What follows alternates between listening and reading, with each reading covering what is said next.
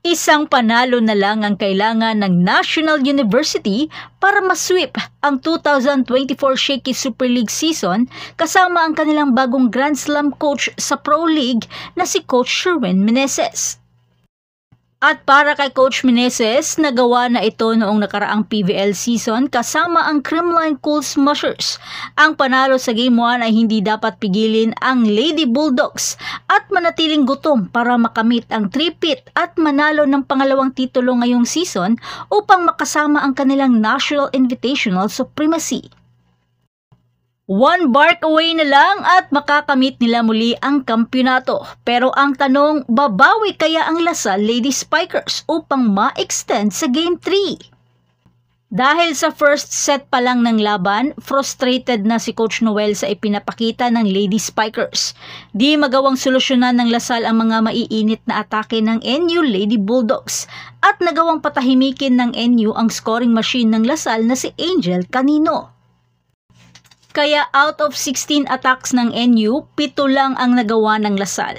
Samahan pa ng mga mabibigat na mga service aces na mas lalong nagpalugmok sa receive ng Lady Spikers. At sa second set, karga pa rin ng NU Lady Bulldogs ang momentum at wala pa ring solusyon ang nagagawa ng Lasal dahil sa kawalan ng kanilang first ball at komunikasyon. Kaya mas lalong dominante ang opensa ng Lady Bulldogs, samahan pa ng mga service aces na mas lalong nagpalugmok sa Lasal. Pero sa third set, biglang nagising ang katawang lupa ng Lady Spikers dahil pinilit nilapot na makahabol at pantayan ang enerhiya ng NU.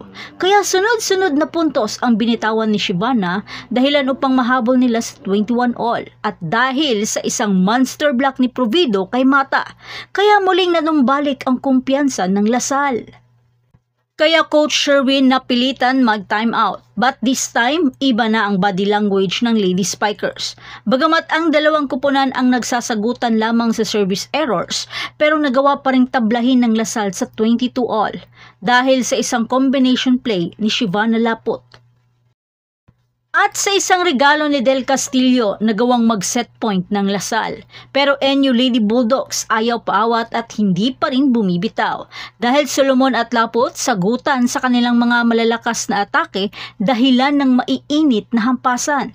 Kaya nagawang tablahin ni Laput sa 25 all at bantay sarado na nila si Solomon. Pero sa isang controversial na down-the-line hit ni Laput, dahil sa di magkatugma na desisyon ng lineman, napilitang gamitin ng referee ang kanyang challenge kung ito ba ay ball in or out.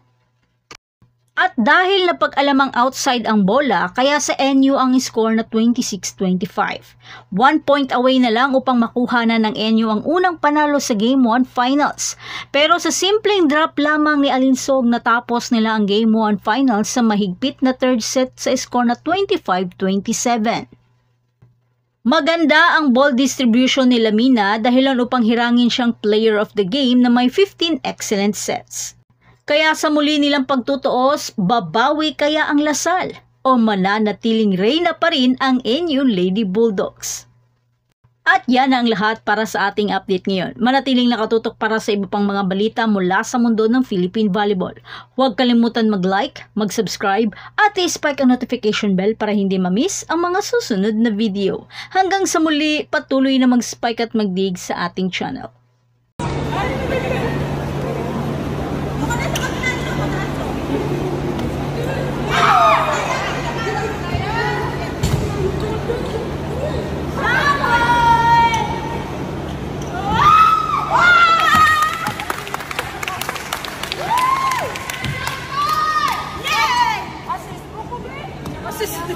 Sige tayo.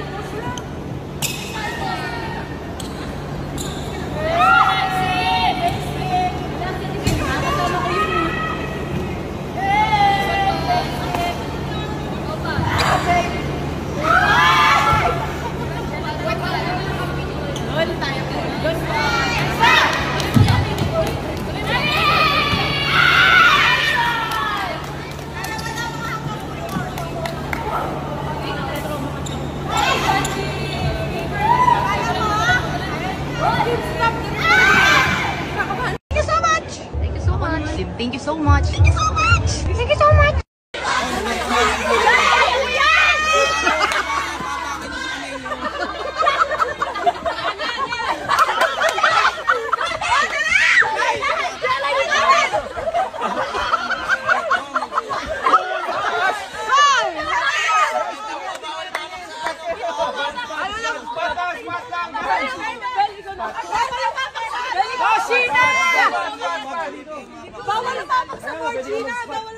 Spot lang. Spot lang.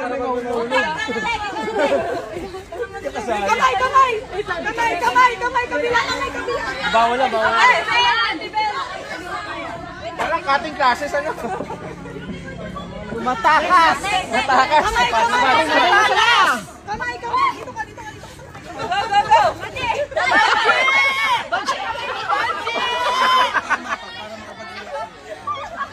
Ay, kumukuha lang siya. Binukas na talaga.